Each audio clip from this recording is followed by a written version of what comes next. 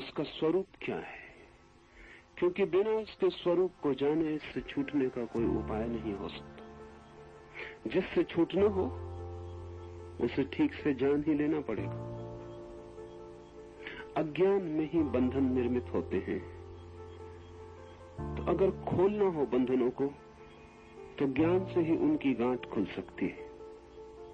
ऐसा हुआ एक दिन कि बुद्ध सुबह सुबह अपने भिक्षुओं के बीच आए, तो हाथ में ले रखा था एक रुमाल रेशम का। चकित हुए भिक्षु, क्योंकि कभी भी कुछ भी लेकर हाथ में भिक्षुओं के बीच बोलने नहीं आते थे। फिर बैठ गए सामने और उस रुमाल पर उन्होंने एक गांठ बांधी, दूसरी गांठ बांधी, 5 गांठें बांधी, और फिर पूछा भिक्षुओं से कि ये रुमाल मैं लेकर आया था तब इसमें कोई गांठ न थी, अब इसमें 5 गांठें हैं। पूछता हूं तुमसे, ये रुमाल बदल गया या वही है?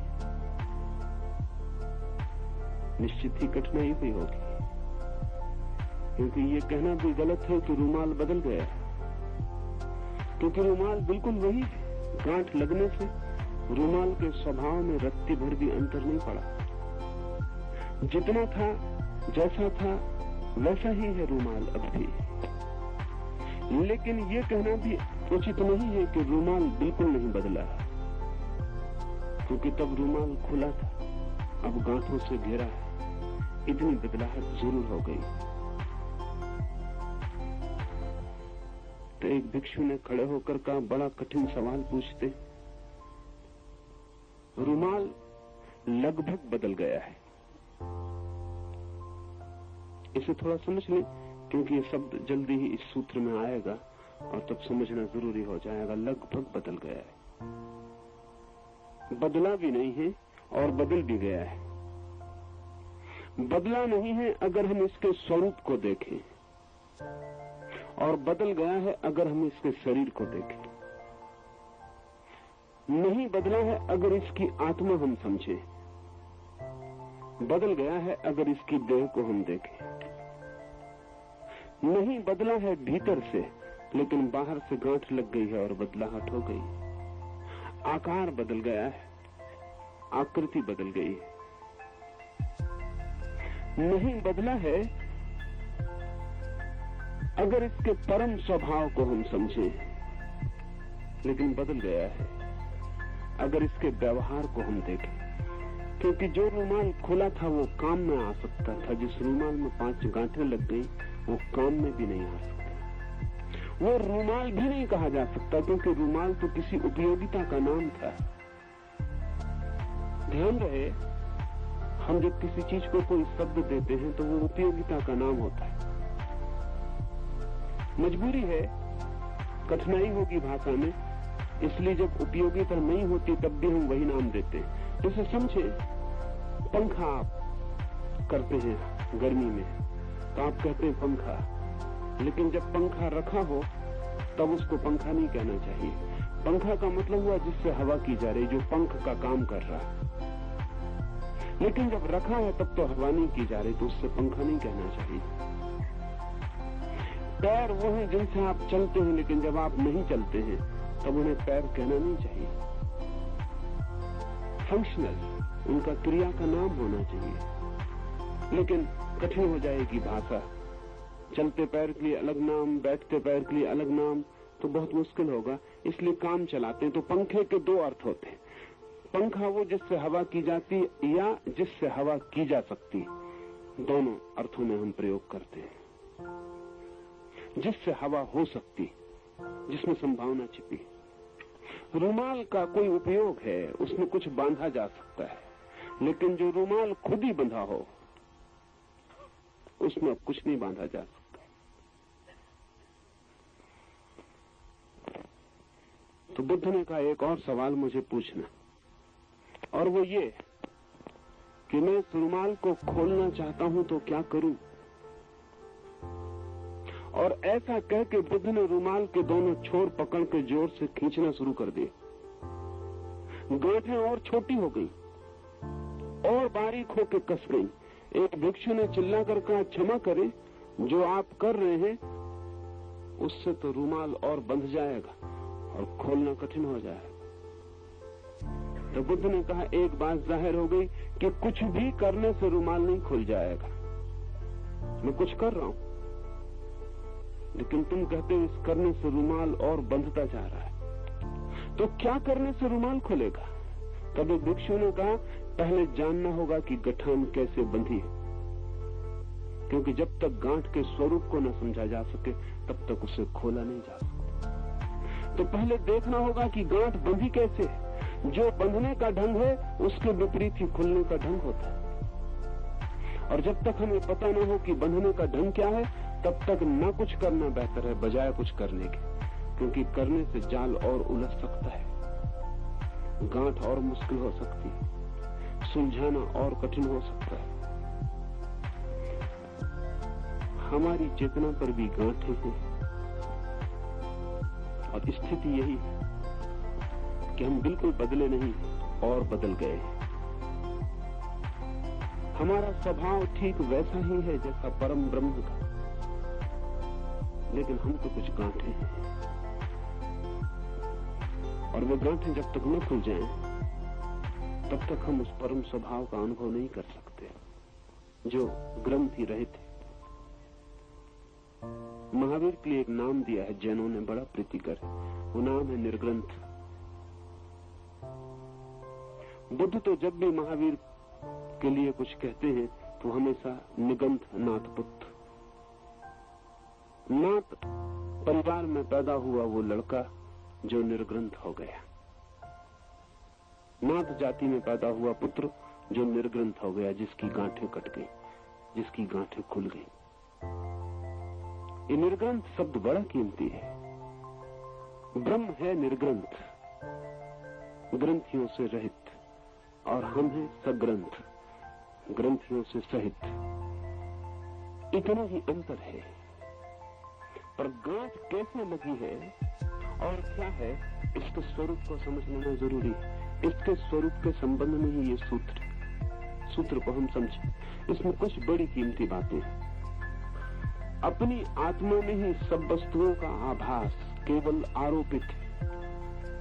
उसको दूर करने से स्वयं ही पूर्ण अद्वैत और क्रिया शून्य पर ब्रह्म बन जाता है। गांठ जब रुमाल पे लगती है तो बाहर से कहीं से आती नहीं। कभी आपने गांठ अकेली देखी बिना रुमाल के? कभी आपने गांठ अकेली देखी बिना रस्सी के? शुद्ध गांठ आपने कभी देखी? जब भी होगी किसी चीज पर होगी, अकेली गांठ कहीं भी नहीं हो सकती। इससे एक बात जाहिर होती कि गांठ बाहर से नहीं आ सकती। हो नहीं सकती अकेली तो बाहर से आएगी कैसे? गांठ बाहर से नहीं आती। और रुमाल में भी जब बंधा नहीं था तो गांठ नहीं थी। इसलिए बड़ा मजेदार सवाल है। गांठ बाहर से आ नहीं सकती क्योंकि किसी ने कभी कोई शुद्ध गांठ नहीं देखी, होती भी नहीं। किसी चीज पर होती है, अकेली कभी नहीं होती। और रुमाल अभी खाली था, उस पर कोई गांठ नहीं थी, तो गांठ आई कहां से? क्या रुमाल के भीतर से आई? रुमाल में कोई गांठ न थी अभी क्षण भर पहले, तो उसके भीतर से कैसे आ सकती? बाहर से आई नहीं, क्योंकि बाहर कभी गांठ पाई नहीं जाती। न बाहर से आई है न भीतर से आई है। इसका अर्थ यह है कि रुमाल के स्वभाव में नहीं थी, रुमाल ने अर्जित की है। संसार जो है हमारा अर्जन है, अचीवमेंट। हमने बड़ी चेष्टा करके निर्मित किया है, हमने बड़े उपाय किए तब निर्मित किया है। गांठ होती नहीं कहीं अस्तित्व में, रुमाल ने बड़ी चेष्टा करके अपने ऊपर आरोपित की है। इस चेतना में जो कुछ भी दिखाई पड़ता है वो आरोपण है। आपको जो भी भीतर अनुभव में आता है वो सब आरोपण है। जैसा हम पीछे बात कर रहे थे कि दर्पण के सामने चीजें आती हैं, दर्पण में दिखाई पड़ती हैं। अगर दर्पण एक भूल करने लगे जो हमने की है, तो दर्पण भी इसी मुसीबत में पड़ जाएगा जिसमें हम पड़ गए। लेकिन दर्पण वो भूल नहीं करता। हालांकि दर्पण जैसी चीजें हैं जो ऐसी भूल करती हैं। देखो फोटो प्लेट या फोटो की फिल्म, कैमरे के भीतर जो फिल्म छिपी है उसमें और दर्पण में थोड़ा सा फर्क है, बाकी एक जैसे हैं दोनों। दर्पण में भी प्रतिबिंब बनता है, कैमरे की फिल्म में भी प्रतिबिंब बनता है, लेकिन दर्पण प्रतिबिंब को पकड़ता नहीं और फिल्म प्रतिबिंब को पकड़ लेती। इसलिए फिल्म पर जो भी प्रतिबिंब बना वो पकड़ जाता है और उसके पकड़ने के साथ ही फिल्म बेकार हो जाती है। अब दूसरा प्रतिबिंब नहीं पकड़ा जा सकता, जगह भर गई।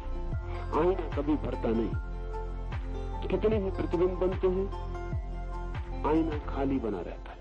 प्रतिबिंब आते हैं चले जाते हैं, दर्पण छोड़ता चला जाता है। दर्पण का त्याग सतत है, वो छोड़ता चला जाता है। भोग पकाता नहीं। आपका चेहरा दिखाई पड़ता है, दर्पण छोड़ देता है। आप हटे कि भूल गया, जैसे आप कभी सामने आए ही न हो। मनुष्य की जो चेतना है वो दर्पण की भांति है और मनुष्य का जो मन है वो फिल्म की भांति है। मनुष्य की जो आंतरिक चेतना है वो दर्पण की भांति है, उस पर कुछ भी बनता नहीं। लेकिन मनुष्य के पास एक यंत्र और है, मन का। मन बिल्कुल फोटो प्लेट की तरह है, उस पर जो भी बन जाता वो पकड़ जाता।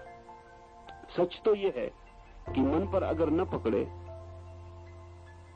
तो मन की उपयोगिता ही नष्ट हो जाए। इसलिए हम कहते हैं अच्छी स्मृति, कीमती चीज, शिक्षा, समाज, सब अच्छी स्मृति पर टिका है। वो अच्छी स्मृति किसकी है? वो मन की है जो पकड़ता है। मन बिल्कुल ही एक यंत्र है, फोटो प्लेट की तरह। वो फिल्म की तरह पकड़ता जाता है। जो भी उसके सामने आता पकड़ लेता है। जो काम का नहीं है वो भी पकड़ लेता है, जो बेकाम का है वो भी पकड़ लेता है, जो व्यर्थ कचरा है वो भी पकड़ लेता है, जिसकी कोई जरूरत नहीं वो भी पकड़ लेता है। फिल्म चुनाव नहीं कर सकती। आपने कैमरा एक्सपोर्ट किया तो वो चुनाव नहीं कर सकती कि क्या लें और क्या छोड़ दें। जो भी सामने पकड़ता है वो पकड़ जाता है, जो भी सामने आ जाता है वो पकड़ जाता है। तो मन आपका पकड़ता चला जाता है। आपको पता नहीं कि दिन भर में आप मन का कितना जाल इकट्ठा कर देते हैं। और अब तो मनस्विद कहते हैं कि जो आप जानते हैं उतना ही मन नहीं पकड़ता, जो आप नहीं जानते वो भी पकड़ता है। जैसे अभी यहाँ बैठे मैं बोल रहा हूँ, आप मुझे सुन रहे हैं, आपको ख्याल में भी नहीं कि एक पक्षी आवाज करके उड़ गया। आपने याद भी नहीं कि सड़क पर एक हॉर्न बजा, आपको याद भी नहीं, लेकिन वो भी मन पकड़ रहा। अगर आपसे कोई पूछे कि सुनते वक्त एक पक्षी उड़ा था, आप कहेंगे मुझे कुछ भी पता नहीं। लेकिन आपको बेहोश किया जाए, सम्मोहित किया जाए और फिर पूछा जाए, आप कहेंगे हाँ मुझे पता है, एक पक्षी भी उड़ा था, सड़क पर हॉर्न भी बजा था। इसको मनस्विद कहते हैं सबलिमिनल मेमोरी। मन के पीछे छिपा हुआ अर्ध चेतन मन है, वो पूरे समय पकड़ रहा है। जो आप नहीं जानते वो भी, आप रात सो रहे हैं तब भी आपका जो अर्ध चेतन मन है वो पकड़ रहा है, वो पकड़ता चला जा रहा है। नींद में भी बाहर जो घटनाएं घट रही हैं वो तो पकड़ता जा रहा है। आप चकित होंगे जानकर कि नवीनतम वैज्ञानिक खोजें ये कहती हैं कि बच्चा मां के गर्भ में भी स्मृति निर्मित करता रहता है। बाहर जो घटित हो रहा है वो पकड़ता जाता है। योग तो बहुत पुराने दिनों से ये मानता है कि मां पर जो घटनाएं घटती हैं उसके आसपास बच्चा उन्हें पकड़ लेता है और निर्मित होता है। लेकिन पश्चिम का विज्ञान अब इस बात को मानने के करीब आ रहा है और जैसे जैसे समझ बढ़ती है बड़ी मुश्किल होती जाती है। अब मनोविज्ञान कहता है कि 4 साल की उम्र में बच्चा अपना 50% ज्ञान पकड़ लेता है। 50%। 80 वर्ष का होकर जब वो मरेगा तब तक जितना ज्ञान इकट्ठा करेगा उसमें से 50% उसने 4 साल की उम्र में पकड़ लिया, बाकी 50% बाद में पकड़ेगा। तो असली जिंदगी का आधा हिस्सा, आधी उम्र 4 साल में पूरी हो गई। ज्ञान के हिसाब से आप 4 साल में आधी उम्र समाप्त कर चुके, आधे बूढ़े हो गए। लेकिन योग कहता है कि जिस दिन हम गर्भ के भीतर बच्चा जो पकड़ता है उसको भी समझ लेंगे, उस दिन शायद हालत और भी भिन्न हो जाए। शायद बड़ा प्रतिशत बच्चा गर्भ में ही पकड़ लेता, लेकिन बच्चे को भी कोई याद नहीं, सबलिमिनल है उसके चित्त में। इस पर अभी पश्चिम के सरकारों में, कई सरकारों के सामने सवाल है, क्योंकि ये सबलिमिनल जो ज्ञान है, अर्ध चेतन में पकड़ी गई जो जानकारियां हैं, इनका शोषण किया जा सकता है और खतरनाक शोषण किया जा सकता है। आप फिल्म देखते हैं तो अभी आपको फिल्म में जो प्रचार करना पड़ता है कि फलां सिगरेट पिए, कि फलां साबुन वापरें, कि ये करें वो करें, ये आपको दिखाना पड़ता है सामने। उस दिखाने से थोड़ी सी बाधा होती, क्योंकि आप समझते हैं ये विज्ञापन है, इसलिए आप उतने प्रभावित नहीं होते जितने प्रभावित हो सकते थे। आप समझते हैं कि साबुन जो बताई जा रही है कि एक सुंदरी साबुन, मेरे सौंदर्य का निखार इसी साबुन की कृपा से, वो आप जानते हैं कि ये मामला कुछ ज्यादा दूरगामी नहीं है, फिर भी बार बार दोहराने से पकड़ता है। लेकिन अब सबलिमिनल एडवर्टाइजमेंट की खोज हो गई है। अब फिल्म के पर्दे पर आपको दिखाई ही नहीं पड़ेगा कि लक्स टॉयलेट साबुन का उपयोग करें, दिखाई ही नहीं पड़ेगा। फिल्म चलती रहेगी और फिल्म के बीच में इतनी तेजी से सेकंड के 1000वें हिस्से में लक्स टॉयलेट का विज्ञापन निकल जाएगा, आपकी आंखें देख ही नहीं पाएंगी, इतनी तेजी से निकल जाएगा, लेकिन आपका मन पकड़ लेगा। ये खतरनाक है। अनेक मुल्कों की सरकारें विचार कर रही हैं कि इस पर पाबंदी लगाई जानी चाहिए, क्योंकि तो बहुत खतरनाक है।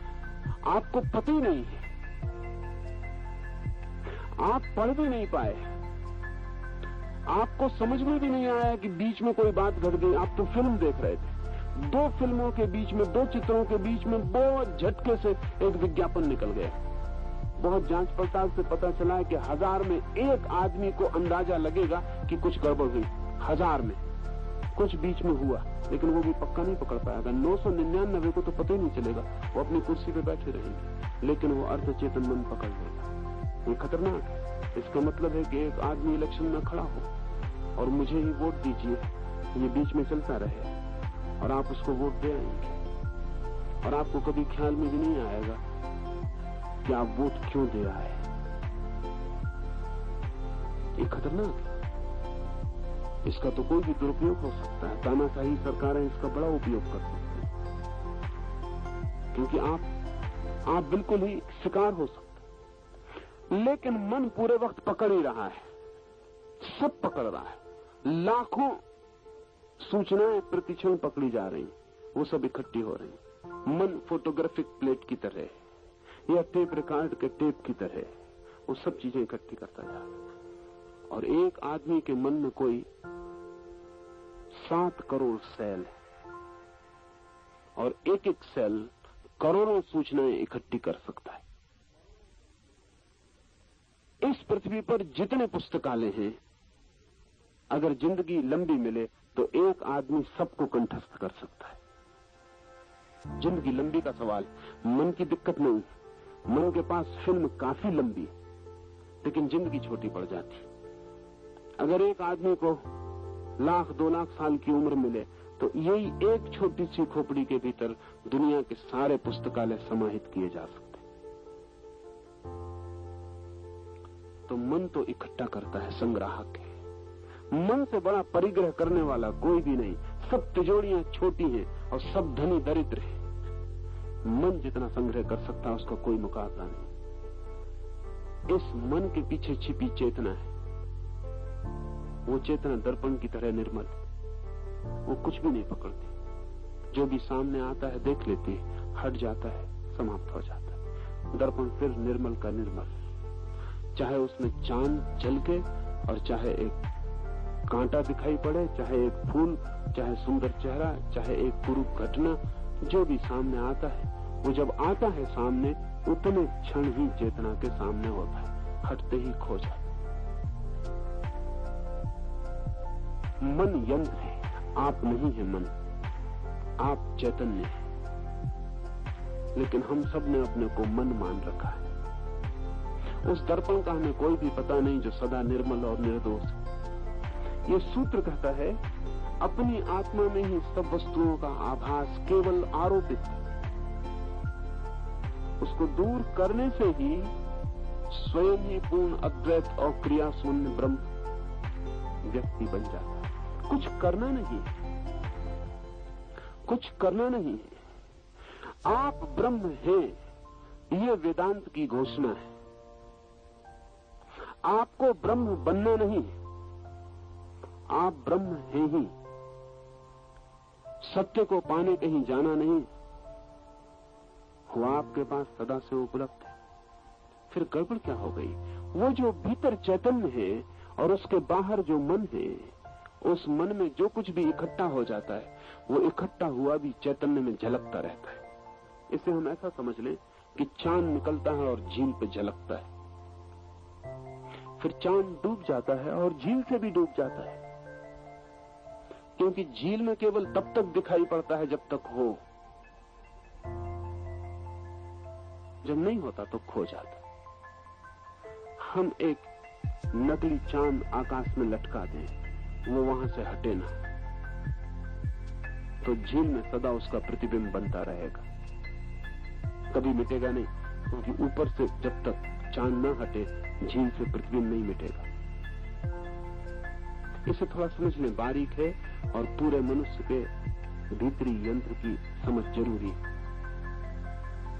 अगर ऐसा अनंत काल तक होता रहे तो झील को भी ये शक हो सकता है कि मुझ में जो प्रतिबिंब बन रहा है वो चांद का नहीं मेरा है, क्योंकि कभी मिटता नहीं। सुबह सूरज निकलता है, रात चांद निकलता है, रोज मिट जाता है, झील खाली हो जाती है, बीच में खाली जगह मिल जाती, झील को स्मरण आ जाता है कि चांद आया और गया, सूरज आया और गया, मैं सिर्फ दर्पण हूं, झील हूं। आपके भीतर जो चैतन्य है उसके ऊपर मन और मन के बाहर जगत। जगत में सब चीजें बदल रही, प्रतिपल बदल रही। मन में कोई चीज बदलती नहीं, मन फोटोग्राफिक है, स्टैटिक। तो जो भी जगत से मन में चित्र बन जाता है वो मन में चित्र अटका रह जाता है सदा के लिए। वो अटका हुआ चित्र भीतर चेतना में भी अटकता हुआ मालूम पड़ता है, सदा बना रहता है। इससे भ्रांति होती है कि चेतना और मन एक ही है, दोनों के साथ तादाद मालूम पड़ता है, क्योंकि फासला नहीं दिखाई पड़ता। जो मन में दिखाई पड़ता है वही चेतना में दिखाई पड़ता है, दोनों के बीच कहीं कोई सीमा नहीं मालूम पड़ती। इसलिए ये भ्रांति होती है कि जगत आत्मा में आरोपित मालूम पड़ता है, लगता है कि आत्मा में प्रवेश कर गया। आत्मा में कोई चीज प्रवेश नहीं करती, मन में सब चीजें प्रवेश करती हैं। तो जब तक हम मन को हटाने की कला न सीख लें कि संसार और आत्मा आमने सामने आ जाएं, बीच में मन का दलाल न हो, बीच में ये मंत्र का जगत न हो, ये मन का विस्तार न हो, तब तक हमें ये पता नहीं चलेगा कि सब कुछ आरोपित था। मैं ब्रह्म था, जगत नहीं था, मैं चैतन्य था, शरीर नहीं था। लेकिन मालूम होता था कि मैं शरीर हूं, क्योंकि मन में चित्र बना हुआ था कि मैं शरीर हूं। वही चित्र आत्मा में झलकता था। न था लोभ, न था क्रोध, न था काम, लेकिन मन में सब था, और मन के सारे चित्र भीतर झलकते थे, और इतने दिनों से झलकते थे, और इतने अनंत काल से झलकते थे कि स्वाभाविक है ये भ्रांति हो जानी कि वो झलक नहीं है, प्रतिबिंब नहीं है, मेरे स्वभाव। ध्यान रहे, शरीर तो आपका हर जन्म में मिट जाता है, लेकिन मन नहीं मिटता। मन आपका एक जन्म से दूसरे मन में, दूसरे जन्म में चला जाता है। जब आप मरते हैं तो शरीर छूटता है, मन नहीं छूटता। मन तो तब छूटता है जब आप मुक्त होते हैं। मृत्यु की भी सामर्थ्य मन को अंत करने की नहीं। मृत्यु भी केवल शरीर को मिटा पाती, मन को नहीं मिटा पाती। मन तो मृत्यु के भी पार चला जाता है। सिर्फ मुक्त, सिर्फ समाधि की सामर्थ्य है मन को भी मिटा देने की। इसलिए जो जानते हैं उन्होंने समाधि को महामृत्यु कहा है, क्योंकि मृत्यु में तो मरता है केवल शरीर, समाधि में मर जाते हैं दोनों, शरीर और मन, और शेष रह जाता है केवल वही जो मर ही नहीं सकता, जो अमृत है, जिसकी कोई मृत्यु नहीं हो सकती।